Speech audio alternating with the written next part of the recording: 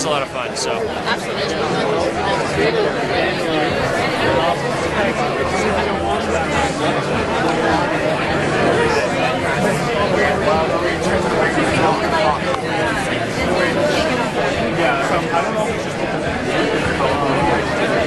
Also, it's not going to be the King campus of George Brown, it's going to be Barcelona.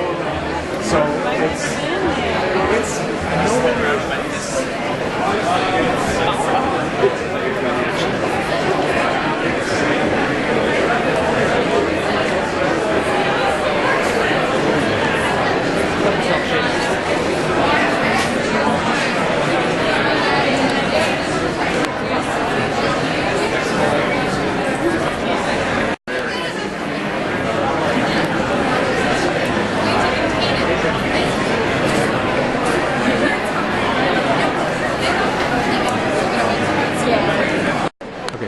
My name's Ken Sparling, and I'm a communications officer for Toronto Public Library, and I work with the team that puts together the Toronto Comic Arts Festival every year, which is held at the Toronto Reference Library and at other locations in the area. The main reason the library is real happy to have this festival happening at the library is because it brings in lots of people who don't generally visit the library, and it makes people aware of it. It's also such an amazing festival. I think it has an amazing reputation, I think, all around the world, just from people I've talked to even today, as sort of a high quality festival. It's not so much a Comic-Con as almost a literary arts festival in a way. And so how does it compare this year with last year in terms of people who turn out? It looks to me, it looks to me like we're going to have just as many people as we did last year. Last year was about 20,000. Okay. A little over 20,000 people came to just our location, and then if you include all the locations, there were about 24,000 people, I think, or more.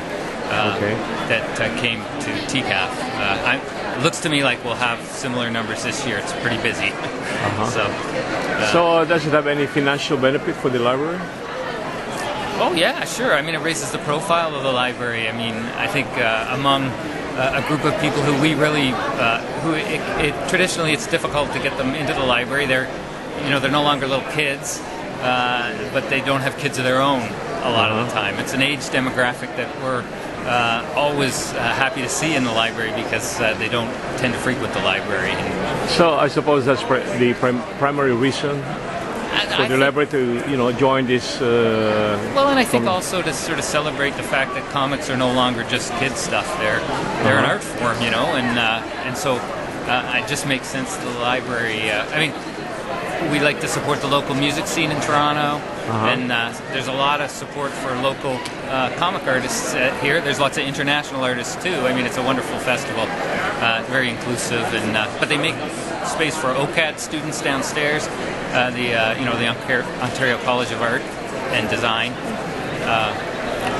So how big is the reference library? Is it the biggest in Toronto? Oh yeah, it's definitely the biggest. Kathy, how big is the Toronto Reference Library? Oh, they're busy. Yeah, it's like 5 floors.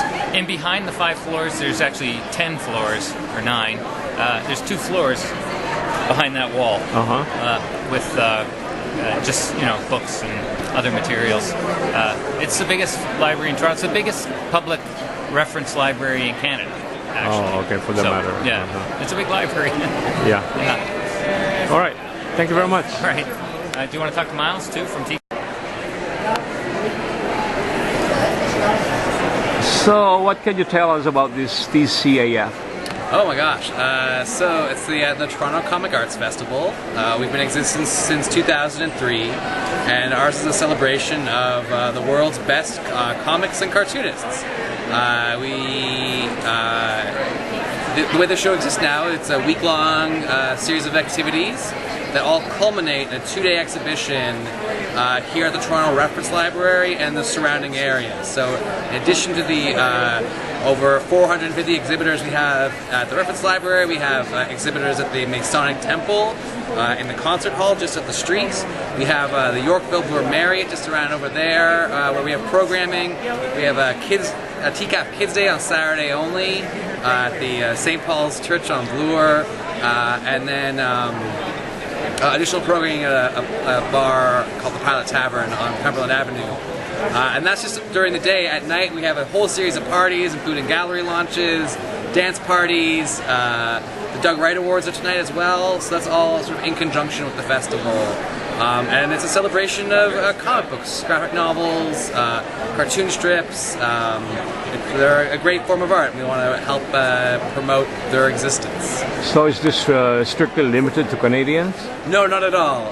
So I would say this year we have at least representatives from over 16 or 18 different countries, including a lot of Americans, the UK, France, Italy, New Zealand, the Ivory Coast, oh my gosh, Germany. There's so many, it's too many to count. You get too boring. From all over the world, and so we try to bring the world's comics community focused here in Toronto for a few days. So I understand this year is your biggest? I think so. So how does it compare with the previous years? Well, one way it's the biggest is that it's the most venues we've ever had. So the Masonic Temple is a brand new venue for this year. We've never had exhibitors in 2 different spaces, so that's bigger, first of all. And then just walking the floor right now to come up to get you, it was pretty busy. We made some tweaks from last year to help create better flow. I think we've done that. But the other thing that we've done, if you can see behind me, there's exhibitors up there on the 3rd floor. That's a first for us also this year. We've never had exhibitors on the 3rd floor, and to see this many people spread out, I think that this year we're going to have more than 20,000 people. We had 20,000 last year. So one of the biggest ways that TCAF is different from other comic shows like San Diego Comic-Con or Fan Expo is our show is very much focused on the medium of comics rather than properties and affiliated memorabilia or merchandise. So we do have film screenings in conjunction with it, but everything that we present at TCAF is owned by the creators. People here have maybe worked on Batman or Superman or Spider-Man, but what they're promoting here primarily is their creator-owned work, the things that they have made that they own. And we think that's, we want to promote that more than we want to promote a new Avengers movie. Well, I also love Avengers movies, don't get me wrong. So that's our biggest focus, is that we don't have the same kind of cosplay or the same kind of merchandise. We're really focused on books and comics and their creators. Okay.